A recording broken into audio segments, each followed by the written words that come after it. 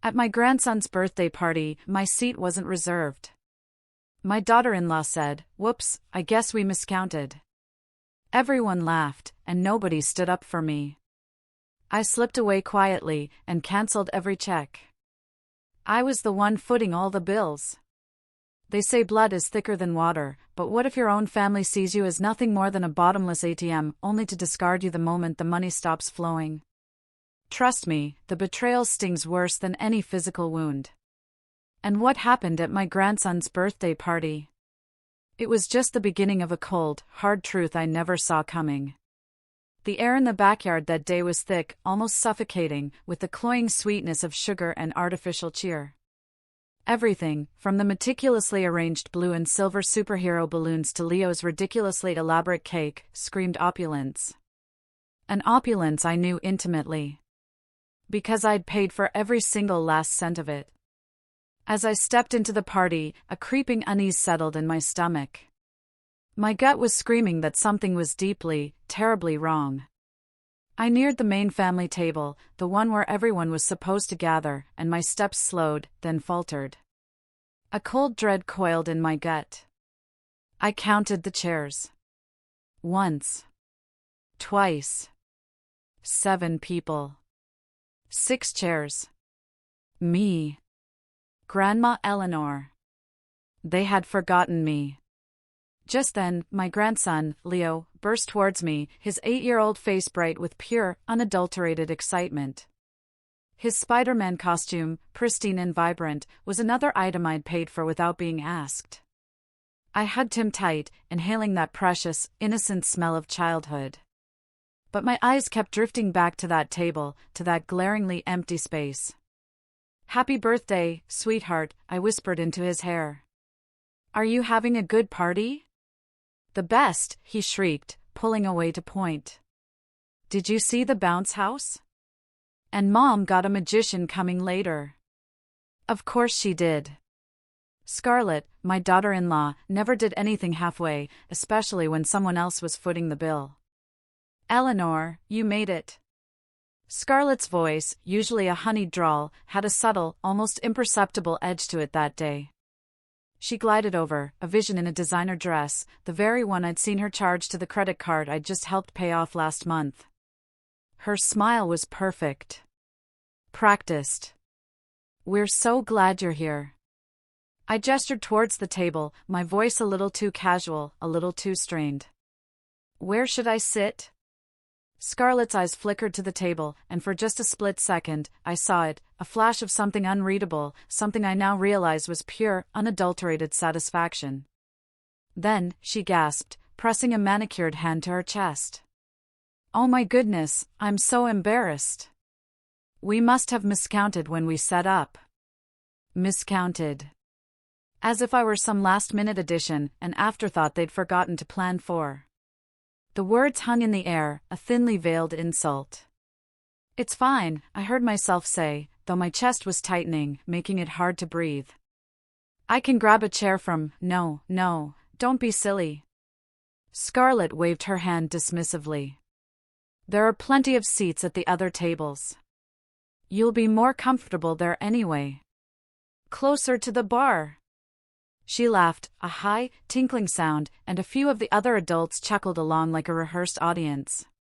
Then my son, Michael, appeared at her elbow, his arms sliding around her waist in that automatic way married couples do. He looked at the table. Then at me. And I waited. I waited for him to say something. To ask why his mother didn't have a seat with the family. Instead, he just smiled apologetically. "Sorry, Mom. You know how party planning gets crazy. Scarlett's been so stressed trying to make everything perfect for Leo." Stressed. Planning a party with my money had stressed her. I stood there, feeling the blood drain from my face. It felt like an eternity, but it was probably only a few seconds. Other guests were arriving, parents I didn't know, dropping off children who would eat cake I'd paid for, while the birthday boy's grandmother was relegated to sitting with strangers. "Of course," I said quietly, my voice barely a whisper. "I understand." But I didn't. Not really. What I understood was far more insidious. This wasn't an accident. The chairs had been counted carefully. 6 for the people who mattered. None for the woman who made it all possible. I made my way to one of the smaller tables, setting my purse down next to a woman I'd never met. She smiled politely and went back to scrolling through her phone. Around me, the party swirled on. Children shrieked with delight on the bounce house. Adults clustered in groups, wine glasses in hand, chatting about soccer schedules and vacation plans. From my seat, I could see the family table clearly. Scarlett held court at the center, gesturing animatedly as she told some story that had everyone laughing. Michael nodded along, completely absorbed in his wife's performance. Leo sat between them, happy and oblivious, the little prince of this carefully orchestrated kingdom. And I sat alone, watching it all from the outside. My phone felt heavy in my purse. I pulled it out, my fingers trembling slightly as I opened my banking app. The automatic transfers glowed on the screen like accusations. Mortgage payment. Car payments. Leo's school tuition. Scarlett's credit card. Payment after payment, month after month, year after year. All this time, I thought I was helping. I thought I was being a good mother, a good grandmother. I thought my money was buying me a place in this family. Instead, it had bought me invisibility. The magician arrived to thunderous applause from the children. As he set up his equipment, Scarlett stood and clinked her wineglass with a fork. Everyone, can I have your attention? I just want to thank you all for being here to celebrate our Leo's special day. This party wouldn't have been possible without, she paused, her eyes scanning the crowd until they found mine. The smile never wavered. Without all the love and support from family and friends. Love and support. Not a single word about who had actually made it possible. I sat through the magic show, through the cake cutting, through the endless rounds of happy birthday. I watched my grandson blow out his candles and make a wish, probably for more toys or video games, things that money could buy. When the party finally wound down and parents began collecting their sugar-high children, I approached Leo to say goodbye. He hugged me fiercely, chocolate frosting still smeared on his cheek. Thank you for my present, Grandma. I love the Lego set. You're welcome, baby. I kissed the top of his head, breathing him in one last time. Then I looked up to find Scarlett watching us, her expression unreadable. Thanks for coming, Eleanor, she said, her voice perfectly cordial. I'm sorry about the seating mix-up. Mix-up? The word tasted bitter in my mouth. I drove home in silence, my mind replaying every excruciating moment of the afternoon. By the time I pulled into my driveway, a strange calm had settled over me. I wasn't angry anymore. I wasn't hurt. I was done. Inside my house, I sat at my kitchen table with my laptop and began scrolling through my bank account. Transfer after transfer, payment after payment. Thousands of dollars flowing out every month to support a family that couldn't be bothered to save me a chair. I started with the mortgage payment, cancelled. Then the car payments, cancelled. One by one, I methodically deleted every automatic transfer, every recurring payment, every financial tie that bound me to people who saw me as nothing more than an open checkbook. When I was finished, I closed the laptop and sat back in my chair. Tomorrow, they would start to understand exactly what my love and support had been worth. And for the first time in years, I smiled. 3 days passed before the first call came. I was watering my small garden when my phone buzzed with Michael's name on the screen. I let it ring through to voicemail, then went back to my tomatoes. They, at least, appreciated the care I gave them. But the calls kept coming. Michael. Scarlett. Even Leo's school, probably wondering why the tuition payment was late. I ignored them all and instead spent the evening with a bottle of wine and a calculator, doing something I should have done years ago, adding up exactly how much my family love had cost me. The numbers were staggering. It started small, the way these things always do. When Michael and Scarlett first got married 15 years ago, they were young and struggling. Just help with the wedding, Michael had said. Just the deposit on the house. Just until we get on our feet. 15 years later, they were still on my feet. Asterisk mortgage payment, $2,347 per month. I'd been paying it for 8 years, ever since Michael's contracting business had hit a rough patch that never seemed to end. Asterisk Scarlett's car payment, $651 per month for that luxury SUV she insisted she needed for safety. Asterisk Michael's truck payment, $492 per month, because apparently contractors needed vehicles that cost more than some people's houses. Asterisk Leo's private school tuition, $200 per month, because public school wasn't good enough for Scarlett's precious son. Asterisk utilities for their house, $300 to $400 per month, depending on how much Scarlett ran the air conditioning. Asterisk insurance payments, another $400 per month, covering their cars and house.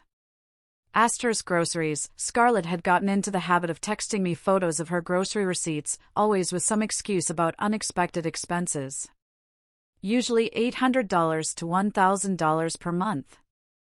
Asterisk credit card payments, this was the one that really made my hands shake. Scarlett's shopping habits had racked up debt that I'd been quietly paying down for years. Another $500 per month in minimum payments on balances that never seemed to shrink because she kept spending. Asterisk vacations, the family trips to Disney World, the beach house rentals, the weekend getaways that Scarlett posted about constantly on social media. Always so grateful for family who support our adventures. Another $500 to $1,000 per month when averaged over the year. Asterisk medical expenses, Leo's orthodontist, Scarlett's dermatology appointments, Michael's physical therapy after he threw out his back moving furniture instead of hiring movers. Whatever their insurance didn't cover, I did. Asterisk clothing, Scarlett's professional wardrobe for her part-time job at a boutique. Leo's constant need for new shoes and sports equipment. Michael's work clothes. More money flowing out every month. Asterisk home repairs and improvements, the new kitchen Scarlett had insisted they needed, the bathroom renovation, the landscaping, the pool maintenance. It's an investment in the house, Mom, Michael would say, as if I'd ever see a penny of that investment back. When I finally reached the bottom of my calculations, I stared at the number until my eyes watered. Over the past 5 years alone, I had given them $387,000. Nearly $400,000 of my late husband's life insurance, my savings, my retirement fund. For what? To sit alone at a stranger's table while they laughed with their friends? I poured another glass of wine and kept digging. There were the smaller things, too. The ones that added up without me really noticing. Birthday gifts that cost hundreds because Scarlett would hint about what Leo really wanted. Christmas presents that grew more expensive each year. Easter baskets that looked like toy store explosions. Halloween costumes that cost more than most people's monthly grocery budget. Then there were Scarlett's emergencies. The time her laptop died and she needed a new one immediately for work. The time their water heater broke and couldn't wait for a repair estimate. The time Leo needed surgery for a broken arm and they were short on their insurance deductible. Always urgent. Always necessary. Always paid for by Grandma Eleanor.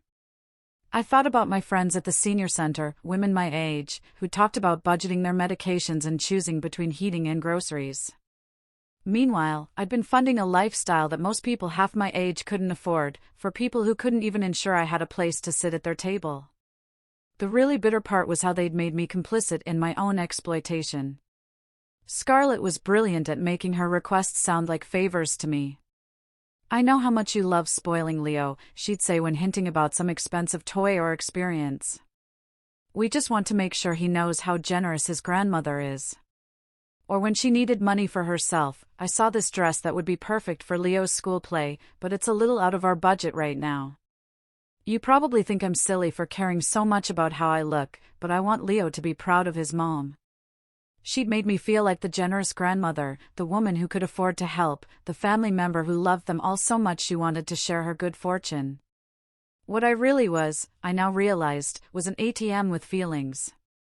Michael had been just as manipulative, but in a different way.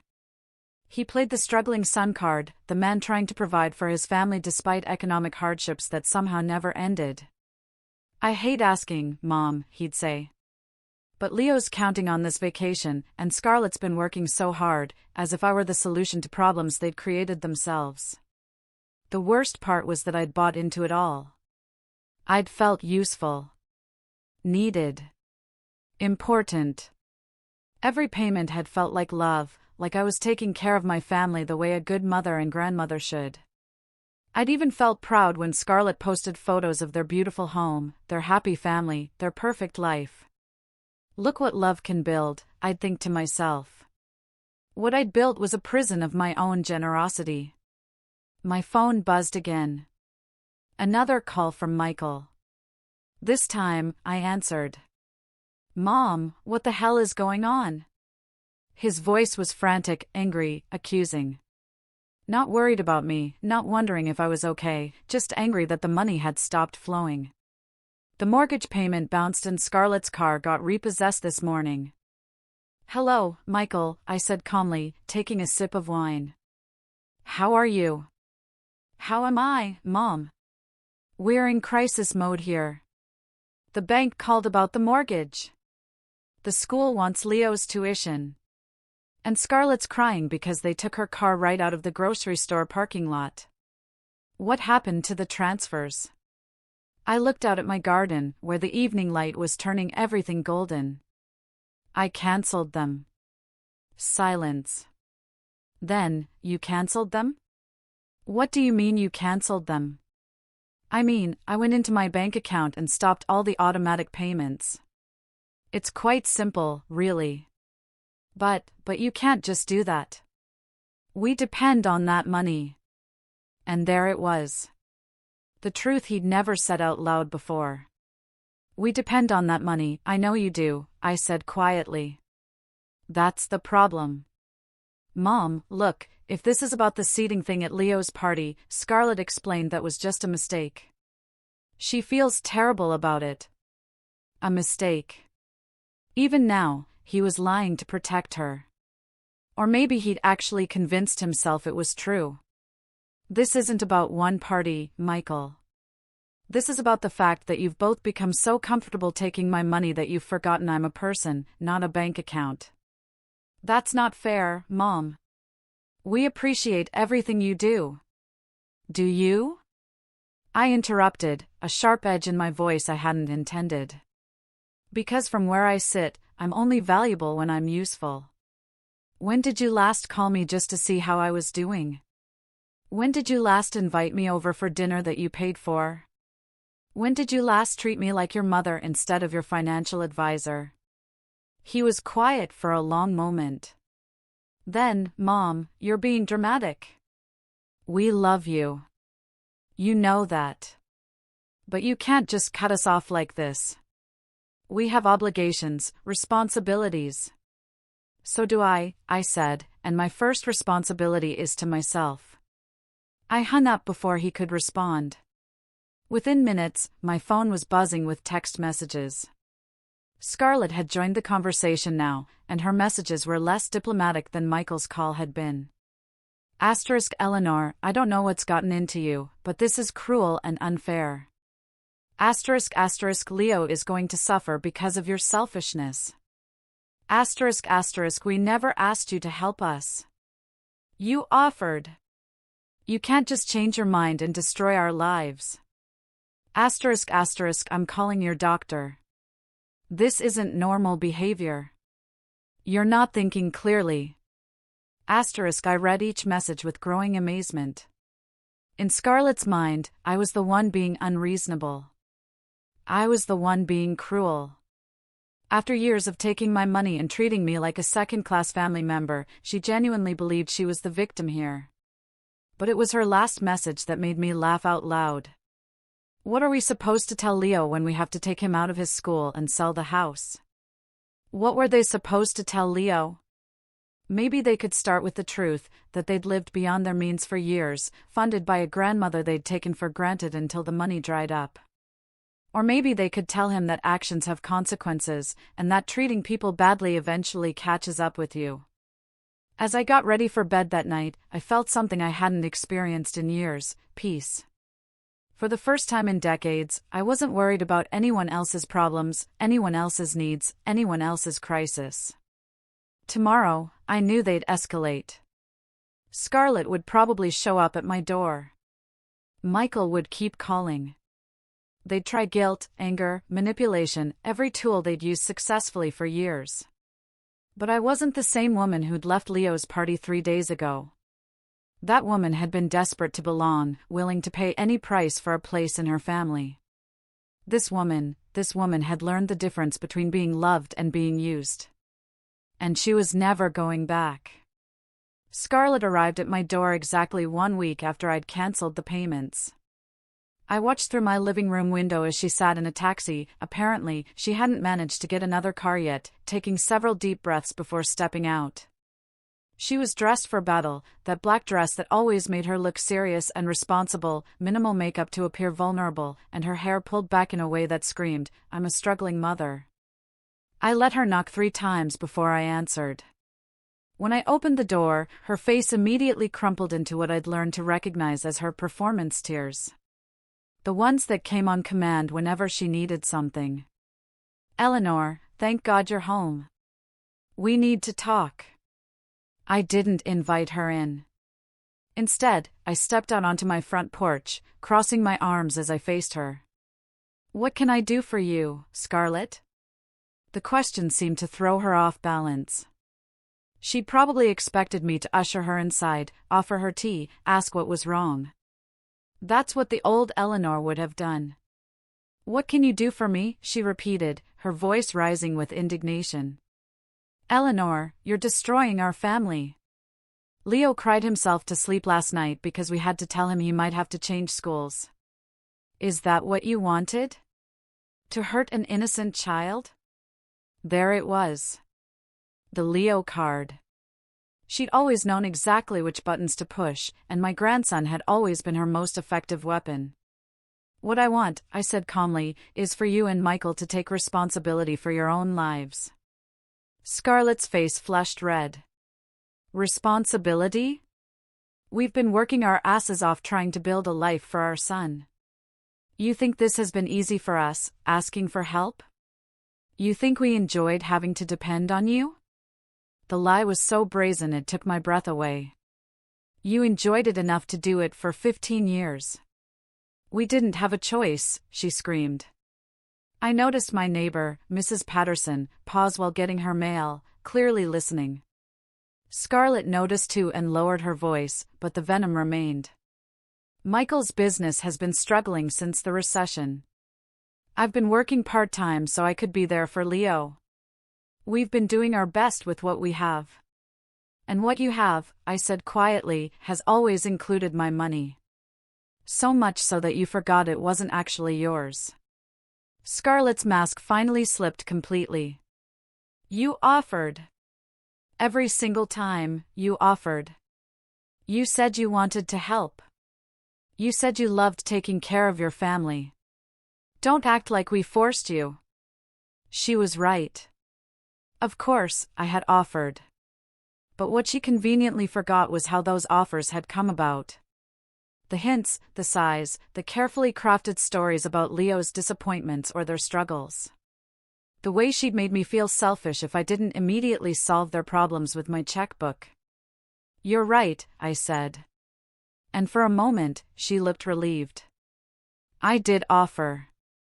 And now, I'm unoffering. Her face went white. "You can't do this to us. We have obligations. Contracts. The mortgage company doesn't care about your hurt feelings, Eleanor. They want their money. Then you'd better figure out how to give it to them." "With what?" she shrieked, abandoning all pretense of control. "Michael's barely making enough to cover groceries, and my job pays peanuts. You know our situation. You've always known our Situation. And there was the crux of it. I had always known their situation, which was that they'd built a lifestyle they couldn't afford and expected me to fund it indefinitely. They'd never even tried to live within their means because they'd never had to. Maybe you should get a better job, I suggested. Maybe Michael should expand his business or find additional work. Maybe you should move to a house you can actually afford. Scarlett stared at me like I'd suggested they move to Mars. We can't just uproot Leo. His whole life is here, his school, his friends, his activities. And Michael can't just magically make more money appear. But I can? I asked. Is that it, Scarlett? Michael can't make more money, but Grandma Eleanor can just keep writing checks forever? That's different. You're retired. You don't have the same pressures we do. Your house is paid off. You don't have a child to think about. I have a grandson to think about, I interrupted. And what I think about is what kind of man he's going to become if he grows up watching his parents take advantage of an elderly woman and call it love. The words hit her like a physical blow. For a moment, she was speechless. Then the tears started again, but these looked real. How can you say that? We love you, Eleanor. Leo adores you. You're his grandmother. And yet you didn't save me a seat at his birthday party. She flinched. That was a mistake. I told you, we miscounted. Stop. My voice was sharper than I'd intended. Stop lying to me, Scarlett. Stop lying to yourself. You didn't miscount anything. You deliberately excluded me because you've gotten so comfortable seeing me as a wallet that you forgot I'm a person. We stared at each other across the chasm that had opened between us. I could see her calculating, trying to figure out what approach might work. The tears weren't effective. Anger had backfired. Guilt wasn't landing. What was left? Fine, she said finally, her voice cold. You want to play hardball? Let's play hardball. You cut us off and you'll lose Leo. You'll lose your son. You'll lose your whole family, Eleanor. Is your pride really worth more than that? The threat hung in the air between us like a loaded gun. She was betting that my love for Leo would override everything else, that I'd cave rather than risk losing access to my grandson. 6 months ago, she would have been right. If loving Leo means funding your lifestyle, I said quietly, then maybe I need to love him from a distance until he's old enough to understand the difference. Scarlett's mouth fell open. She'd played her ace, and I'd called her bluff. You're going to regret this, she said, backing toward the taxi. You're going to regret this so much.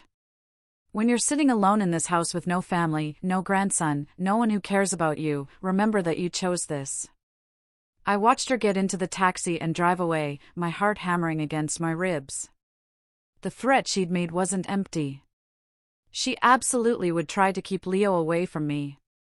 Michael would go along with it because he always went along with whatever Scarlett wanted. But as I stood there on my porch, something unexpected happened. Instead of the crushing fear I'd expected to feel, I felt relief. Because Scarlett had finally shown me who she really was. And who Michael had chosen to become by extension. They weren't my family.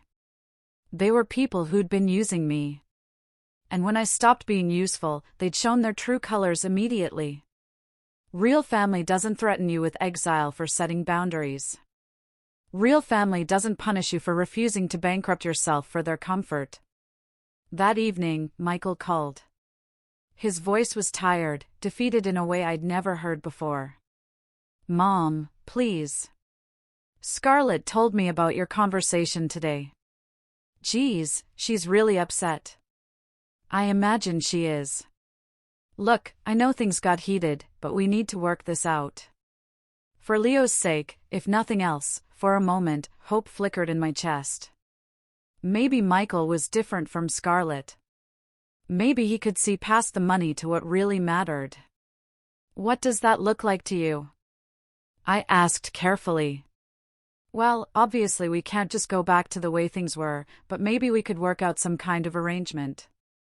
Maybe you could help with just the essential things, the mortgage, Leo's school. We could cut back on everything else.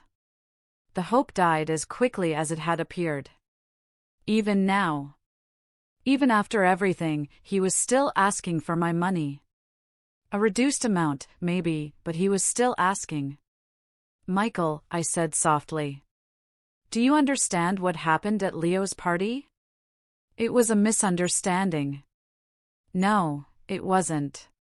Your wife deliberately humiliated me in front of a room full of people, and you stood there and let her do it. After 15 years of paying for your life, I wasn't even worth a chair at the family table.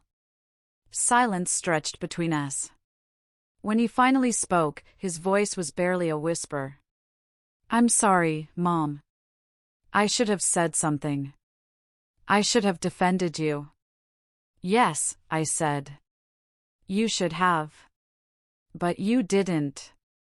And that tells me everything I need to know about where I stand in your priorities. But we can fix this. We can make it right with my money. Mom, that's not, he stopped, catching himself. It's not just about the money, is it? Because every solution you've proposed involves me continuing to pay for your lifestyle. I could hear Scarlett in the background, her voice sharp and urgent, though I couldn't make out the words. I have to go, Michael said abruptly. But Mom, please think about what you're doing. Please think about Leo. The line went dead. I sat in my kitchen, staring at my phone, and realized something that should have terrified me, but somehow didn't. I might never see my grandson again. But I also realized something else. I'd rather lose a family that only valued me for my money than keep paying for the privilege of being treated like garbage. For the first time in 15 years, I was free. And freedom, it turned out, was worth more than all the money I'd ever given them. The silence started immediately. Not the peaceful kind of silence I'd been craving, but the deliberate, punishing kind that felt like being erased from existence. My phone, which used to buzz constantly with requests and demands disguised as family communication, went completely quiet. No good morning texts from Michael. No photos of Leo from Scarlett. No calls asking for advice that was really asking for money. Nothing. I told myself this was what I wanted. I'd bought my freedom, and silence was the price. But as the days stretched into weeks, the quiet began to feel less like peace and more like punishment. 2 weeks after Scarlett's visit, I was at the grocery store when I ran into Janet Morrison, Leo's former babysitter. She'd known our family for years, had probably made more money from me than her actual employers since I always paid her extra to take good care of my grandson. Mrs. Holloway, she called out from the cereal aisle. I haven't seen you in forever. How's little Leo doing? The question hit me like a physical blow. How is Leo? I had no idea. He's doing well, I managed. Janet's face lit up. Oh, I heard about the school situation. That must be so hard on all of you, but at least you'll get to see more of him now, right? Silver lining and all that. My blood ran cold. School situation? Oh, having to transfer to public school. Scarlett mentioned it when she called to see if I could help with after-school care. She said it was just temporary while you all figured things out financially. Janet's expression suddenly shifted as she registered my confusion. Oh. Oh no, you didn't know? I managed to excuse myself and fled to my car, hands shaking as I started the engine. They'd really done it. They'd taken Leo out of his school, the school I'd been paying for, the school he loved. And I was learning about it from a teenager in the cereal aisle. That evening, I did something I hadn't done in 3 weeks. I drove by their house. What I saw made my chest tight with grief. The for sale sign on the front lawn was bad enough, but it was the details that broke my heart. Scarlett's flower boxes, once overflowing with expensive annuals, were brown and dead. The lawn, usually maintained by a service I'd paid for, was overgrown and patchy. Michael's truck wasn't in the driveway, probably repossessed like Scarlett's car. But worst of all was Leo. I could see him through the living room window, sitting alone on the floor in front of the television. The room looked wrong, somehow emptier. They must have sold furniture. I sat in my car across the street, watching my grandson's small figure, and felt like the worst person in the world. This was my fault. I'd done this to him. My phone buzzed with a Facebook notification, something I rarely checked anymore. But tonight, for some reason, I opened it. Scarlett had posted a photo of Leo at what looked like a school carnival. He was smiling, but it was a forced smile. The kind children learn to wear when adults ask them to pose. The caption made my stomach churn. Leo being brave at his new school's fall festival. Some changes are hard, but we're grateful for the fresh start and the people who truly care about our family. #blessed, #new beginnings, #real family. The comments below were a mix of support and curiosity. What happened? Asked one friend. Why did you switch schools? Scarlett's response was swift and pointed. Sometimes you find out who your real family is. We're learning to depend on ourselves and the people who actually love us unconditionally. The implication was clear. I was the conditional one. I was the one who'd abandoned them. In Scarlett's version of events, I was the villain who'd pulled support from an innocent family struggling to make ends meet. I scrolled through more posts, each one a carefully crafted narrative of their hardship. Photos of Leo helping to pack boxes, captioned with something about teaching him the value of hard work. A picture of Scarlett at what looked like a diner, wearing a uniform.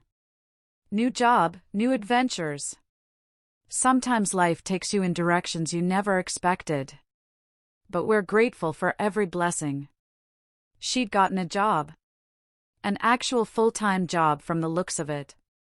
Michael appeared in some photos, too, looking thinner and more tired than I'd ever seen him, but working. Building a deck, painting a house, doing actual manual labor instead of the sporadic contracting work he'd done when he knew my money would cover any gaps.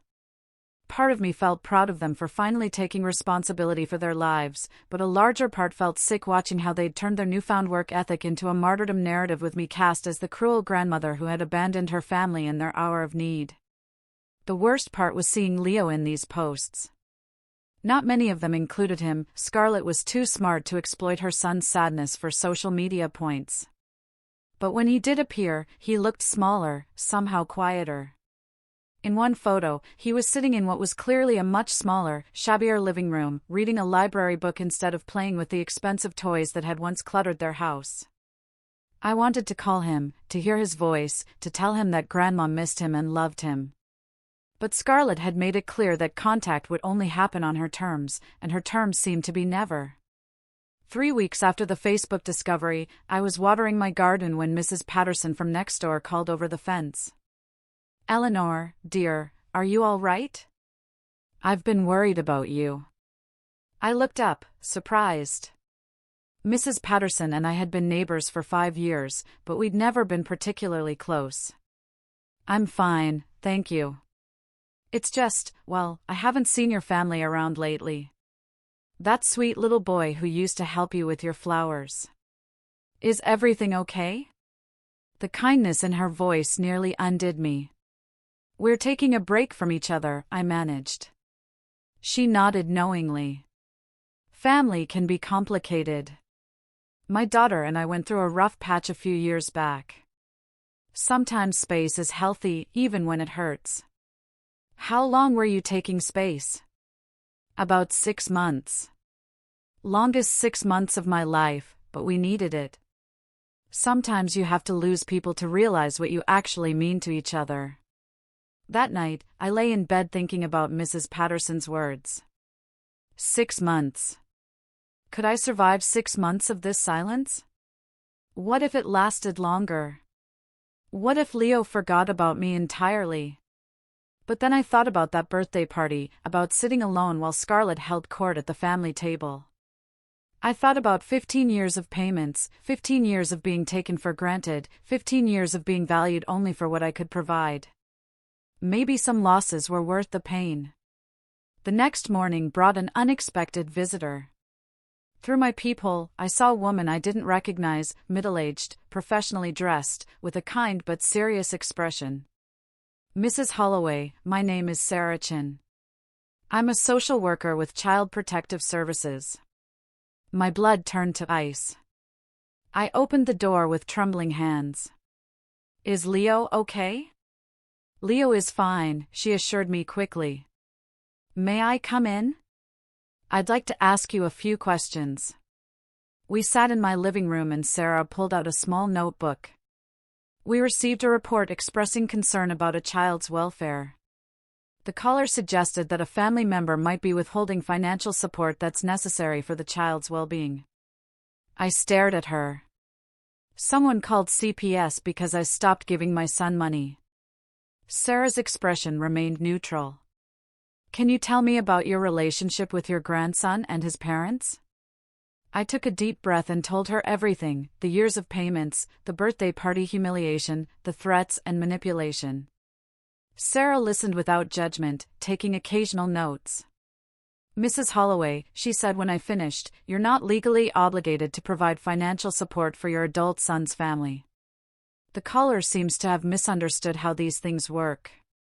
"But Leo is suffering because of my decision." "Is he being fed, clothed, and housed?" "Yes, but not the way he was before." "Then he's not suffering. He's adjusting." "There is a difference." Sarah closed her notebook. Children are remarkably resilient, often more resilient than the adults who worry about them. After she left, I sat alone with her words. Leo was resilient. He was adjusting. Maybe this was exactly what he needed to see. That life doesn't revolve around money. That families don't exist to support each other financially. That love isn't something you buy. That evening, I made a decision. I wrote a letter to Leo, not to be sent now, but to be kept for when he was older. In it, I explained everything. Why I'd made the choices I made, how much I loved him, and how I hoped someday he'd understand. I sealed it in an envelope with his name on it and put it in my jewelry box next to my late husband's wedding ring. Someday, when Leo was old enough to make his own decisions about our relationship, he'd have the whole story. Until then, I would wait. And I would try to learn something I'd never been good at: how to love someone without trying to fix everything for them. The silence continued, but it felt different now. Less like punishment and more like preparation. I was learning who I was when I wasn't defined by my usefulness to others. It was harder than I'd expected, but also more freeing than I dared to hope. The truth came from the most unexpected source: Marie Hicks, Scarlett's former best friend. I hadn't spoken to Marie in over 2 years, not since she and Scarlett had their falling out over something I'd never fully understood. So, when she called me on a Tuesday afternoon, months after my family had cut me off, I almost didn't answer. "Eleanor, it's Marie. I hope you don't mind me calling, but I think there's something you need to know." Her voice was hesitant, nervous. We made plans to meet at a coffee shop downtown, somewhere neutral, where we wouldn't risk running into anyone from our old social circle. Marie looked older than I remembered, tired in a way that went deeper than physical exhaustion. She ordered her coffee black and got straight to the point. "I heard about what happened with you and Scarlett, about the money situation." I tensed, expecting another lecture about family loyalty or how I was hurting Leo. "What about it?" "She's been telling people you had some kind of breakdown, that you became paranoid and started imagining slights that weren't there." Marie wrapped her hands around her coffee cup like she was trying to warm herself. "But I know that's not true, because I know what she really thought about you." My heart started beating faster. "What do you mean?" Marie took a deep breath. "Remember when we used to have those monthly dinners? The girls' nights when our husbands would watch the kids?" I nodded. Those dinners had stopped around the time Marie and Scarlett's friendship ended. Scarlett used to talk about you a lot. And not, Marie's voice trailed off.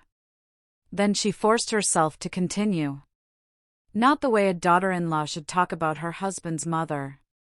The coffee shop suddenly felt too hot, too crowded. What did she say? She called you her personal ATM. She used to laugh about how easy it was to get money out of you. She'd plan out these elaborate stories about Leo needing something or Michael's business struggling, and she'd practice her delivery on us. Each word hit me like a physical blow. Practice her delivery, she said. The key was making you think you were being generous instead of being used. She'd talk about what buttons to push, your guilt about not being around enough when Michael was little, your fear of missing out on Leo's childhood, your worry about being seen as stingy. I thought about all those conversations over the years, all those carefully worded requests that had made me feel like such a loving grandmother. The way Scarlett would mention Leo's disappointment about some toy or experience, then quickly add, "But we understand if it's not in the budget," knowing full well that I'd immediately offer to cover it. "There's more," Marie said quietly. "She used to complain about having to include you in family events. She said Michael insisted on inviting you to things, but she wished you'd just send a check and stay home. The birthday party." It all made sense now. Scarlett hadn't forgotten to include me by accident. She'd been working up to excluding me for years. "Why didn't you tell me this before?" I asked, though I wasn't sure I wanted to hear the answer. Marie's eyes filled with tears. "Because I was just as bad.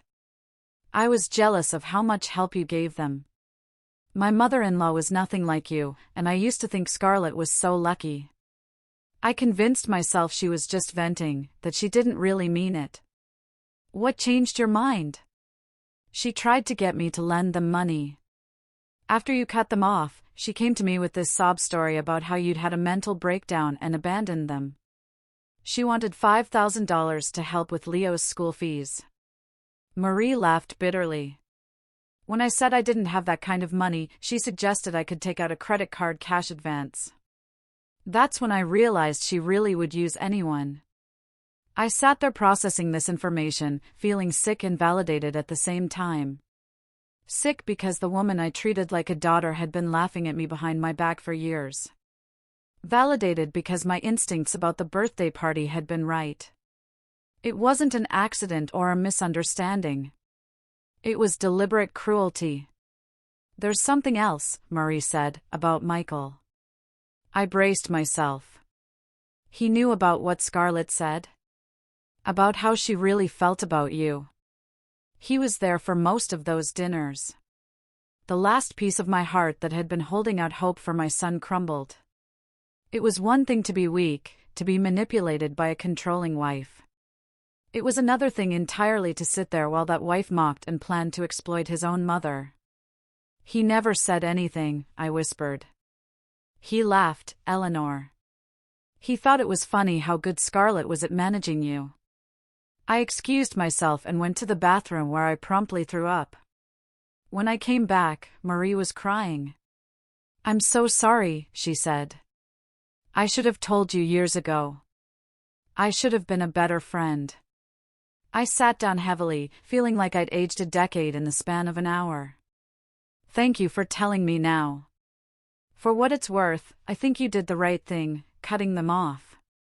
I mean, maybe they'll learn something from having to take care of themselves." But as I drove home, I wasn't thinking about whether Michael and Scarlett would learn anything. I was thinking about Leo, and whether he was learning the wrong lessons about family, about love, about what people owed each other. That evening, I did something I hadn't done since this whole mess started. I drove by their old house. The new owners had already moved in, and the place looked completely different. The dead flower boxes were gone, replaced with simple, tasteful landscaping. Children's bicycles sat in the driveway. A different family was making different memories there. I found myself wondering where Michael and Scarlett were living now, what Leo's new school was like, whether he missed his old life or was adapting the way children do. Part of me wanted to find out, to drive around until I spotted Michael's truck or saw Scarlett's new car. But what would be the point? Instead, I went home and pulled out the letter I'd written to Leo months earlier. I read it again, then added a new paragraph. Your parents made choices, Leo, and so did I. I chose to stop letting them take advantage of me, even though I knew it would hurt you in the short term. I hope someday you'll understand that enabling someone isn't the same as loving them, and that the hardest thing about real love is sometimes knowing when to step back and let people face the consequences of their own decisions. I sealed the letter again and put it back in my jewelry box. Then I sat down with a glass of wine and really thought about my life for the first time in years. Who was I when I wasn't defined by my usefulness to Michael and Scarlett? What did I actually want to do with my time, my money, my energy? The answers came slowly, but they came. I wanted to travel to places I'd always put off visiting because family obligations came first. I wanted to take art classes, something I'd loved in college but abandoned when life got complicated. I wanted to volunteer somewhere that actually appreciated my help instead of taking it for granted. I wanted to build a life that was mine, not an extension of someone else's needs and wants. The revelation of Scarlett's true feelings had hurt, but it had also freed me from any lingering guilt about my decision. I hadn't abandoned my family.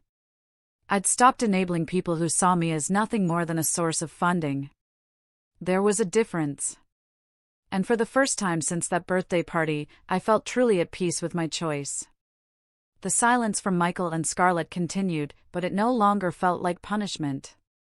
It felt like freedom. And freedom, I was learning, was worth more than all the gratitude money could buy.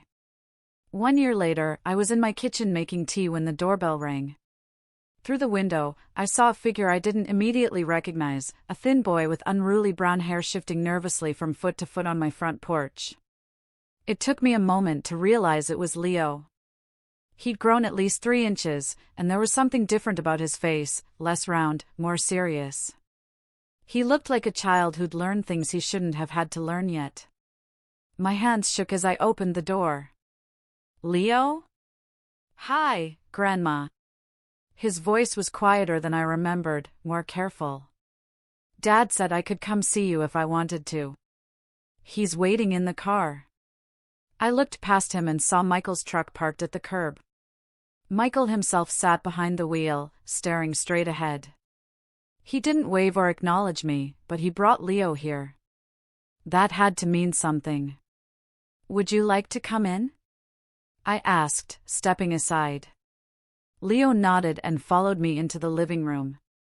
He perched on the edge of the couch like he was ready to run at any moment, and my heart broke a little at how uncertain he seemed. How are you, sweetheart? I'm okay. The automatic response of a child who'd learned not to complain. I like my new school. It's smaller than my old one, but it's okay. And your mom and dad? Leo's expression shuddered slightly. They're okay, too. Dad works a lot now. Mom works at a restaurant. She's really tired all the time. I wanted to ask a million questions, but something about Leo's careful answers warned me to go slow. Instead, I said, Are you hungry? I could make you a sandwich. A ghost of a smile crossed his face. Do you still have those cookies?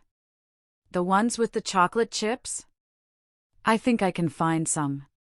I'd actually baked a batch just last week, hoping foolishly that somehow Leo might show up to eat them. In the kitchen, as I arranged cookies on a plate, Leo wandered around my house like he was reacquainting himself with a place from a dream. He stopped in front of my refrigerator, where I used to display all his school pictures and artwork. You took them down, he said quietly. The photos. I'd packed them away months ago because looking at them hurt too much. I thought you might not want me to have them anymore. Leo considered this with the gravity of someone much older than 9. Can I see them? I retrieved the box from my bedroom closet and spread the pictures across my kitchen table. Leo studied them intently, picking up a drawing he'd made in first grade of our family, stick figures holding hands under a bright yellow sun. I remember making this, he said. You put it on your refrigerator right away. It was beautiful. It still is. Leo set the drawing down and looked at me directly for the first time since he'd arrived. Mom says you stopped loving us. The words hit me like a physical blow. I sat down across from him, choosing my response carefully. What do you think? I think, Leo paused, biting his lip the way he always did when he was thinking hard. I think maybe you just got tired of being sad. The wisdom in his simple statement took my breath away. What makes you think I was sad? You always looked sad at our house. Even when you were smiling, like when you gave me presents or came to my games, you looked happy, but also sad underneath. I had to swallow hard before I could speak. You're very observant. Mom and Dad used to fight about you sometimes. After you left, Dad said Mom was mean to you, and Mom said you were mean first. But I don't think you're mean, Grandma. What do you think? Leo picked up a cookie and took a small bite, clearly organizing his thoughts. I think grown-ups make things too complicated. I missed you, but Mom said you didn't want to see me anymore because you were mad at her and Dad. That's not true, Leo. I wanted to see you every single day. Then why didn't you call me? The question I'd been dreading. How do you explain to a 9-year-old that his parents had used him as a weapon? That love sometimes means stepping back instead of fighting? Because I thought it might make things harder for you. Sometimes adults have to make decisions that don't feel good, but might be better in the long run. Leo nodded solemnly. Like when you made Dad get a real job. The comment caught me off guard. What do you mean? Dad works really hard now. He gets up early and comes home tired, but he's, I don't know, different. Less worried all the time. And Mom, too. She complains about her job, but she seems prouder before. I studied my grandson's face, seeing a maturity there that hadn't existed a year ago. Are you proud of them? Yeah, Leo said without hesitation. It was scary at first when we had to move and change schools and everything, but now it feels more real, I guess, like we're doing it ourselves instead of, he trailed off.